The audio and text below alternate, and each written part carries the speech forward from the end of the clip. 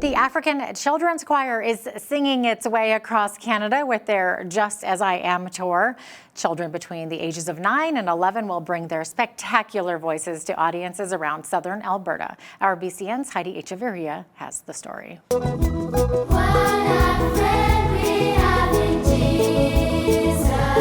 Singing is an art that expresses feelings through melodies. Some sing to express their intense love for God, while also exalting Him. Others, however, use this beautiful talent, which open doors to better paths. A group of 18 children with their spectacular voices celebrates the 40th anniversary of the African Children's Choir during their Canada tour, which began in British Columbia and will be here in southern Alberta this Friday.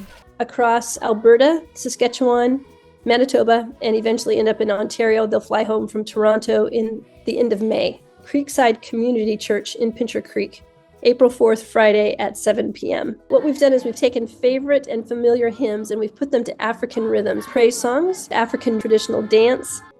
The Heart of One Man, he was doing work with the persecuted church back in the 70s. And on one of his trips, he was asked to give a ride to a little boy who had lost both of his parents. And he sang praise songs the whole journey. And that captivated our founder, Ray Barnett. He said, if the West could just see the beauty, the dignity, and the potential of the African child, they'd want to help. It was such a success. And then we were like, well, we need to raise money for them to go to school.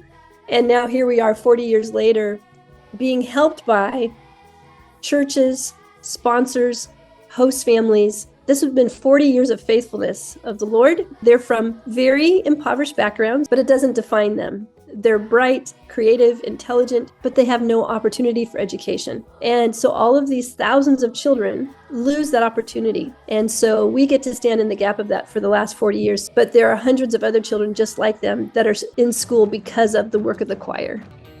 When the children are selected, they come to our training center for one whole year. So they go to school for 6 months, just schooling.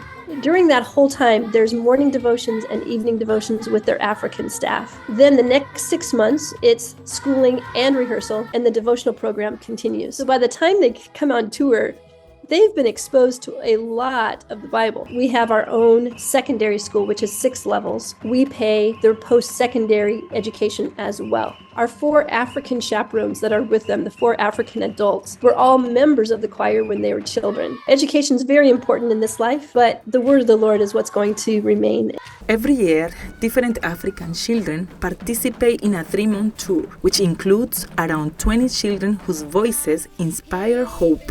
For BridgeCityNews, I'm Heidi Echavarria.